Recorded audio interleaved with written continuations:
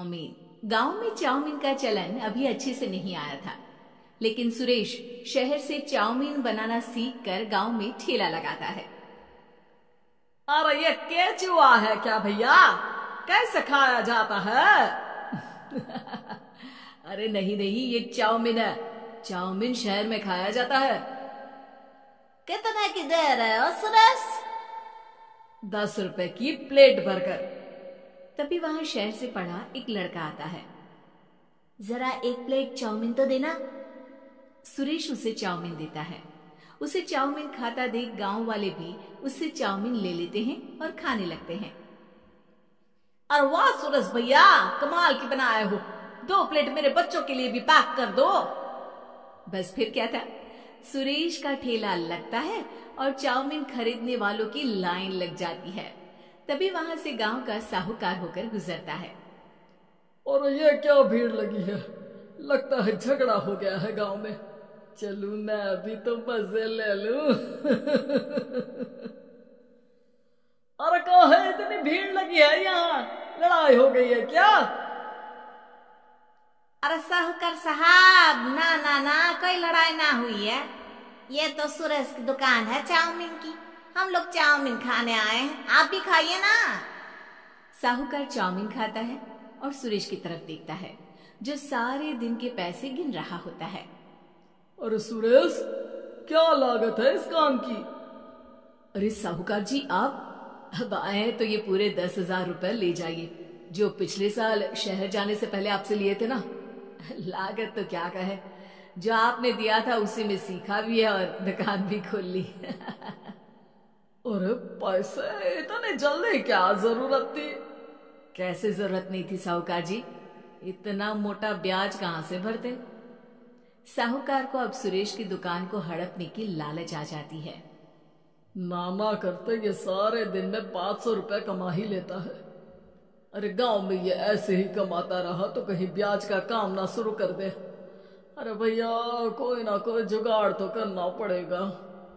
अब साहूकार घर आ जाता है और अपनी बीवी को सारी बात बताता है।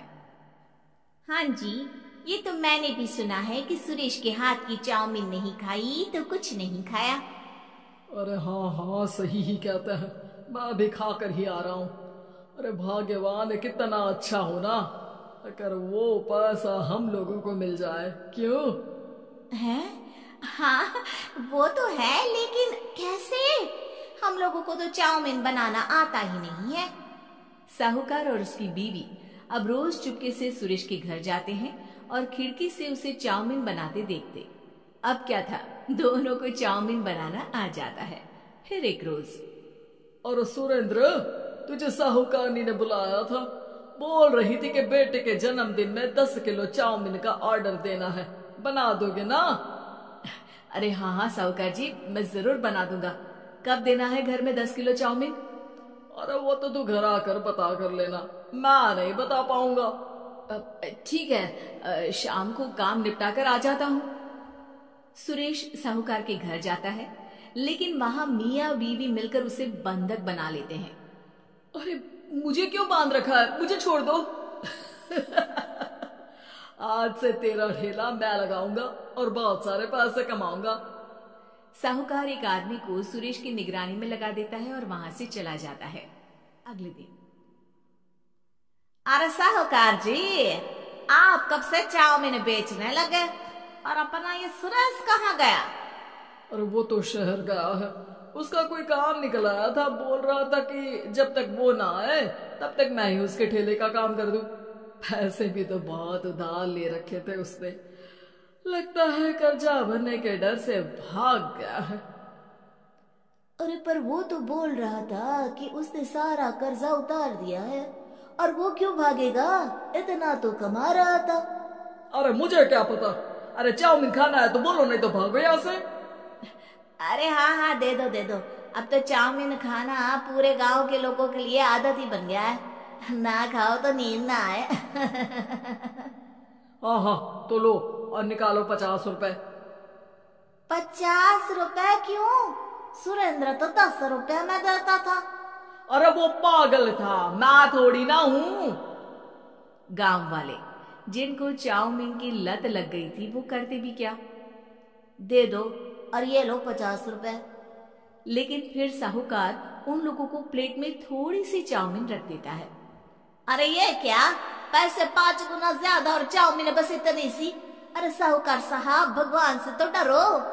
बस फिर क्या था, साहूकार की मन मर्जी चलने लग जाती है और गांव वाले करते भी क्या।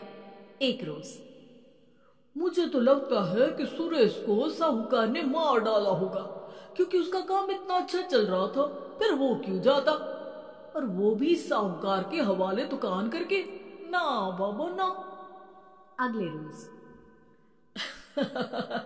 भाग्यवान, देखो तो जरा, इस सुरेश भी ना कितना पागल था। जिस काम से वो ज्यादा पैसे बना सकता था उससे इतने कम पैसे छाप रहा था।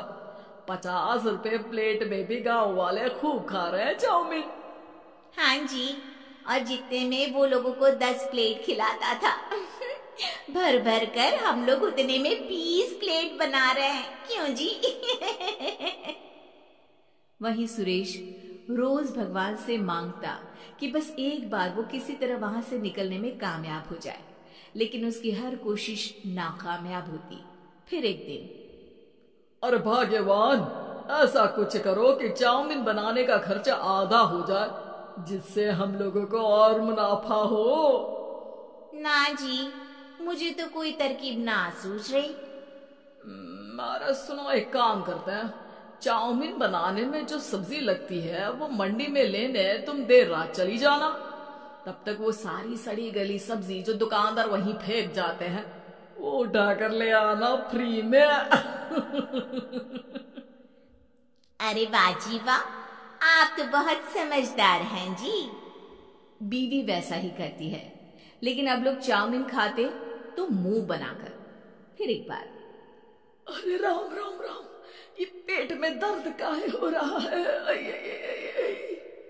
हाय रे हाय, मेरा भी पेट दर्द के मारे फटा जा रहा है। सभी को शक हो जाता है कि उन लोगों को चाउमीन खाने से ही ये बीमारी हो गई है। वहीं दूसरी तरफ जो आदमी सुरेश की निगरानी कर रहा था वो सो रहा होता है और मौका देखकर सुरेश वहां से भाग जाता है। सुरेश गांव वालों के पास जाकर उन्हें सब कुछ बता देता है। बस अब क्या था, साहूकार के घर पुलिस पहुंच जाती है। चलो, तुमने गांव के लोगों को खराब सब्जी वाली चाउमीन खिलाकर बीमार किया और सुरेश को बंधक बनाया। तुम्हें इसीलिए हम गिरफ्तार कर रहे हैं। साहूकार को पुलिस ले जाती है और फिर अगले दिन से सुरेश का ठेला गांव के बाजार में लग जाता है, जहां अब पहले से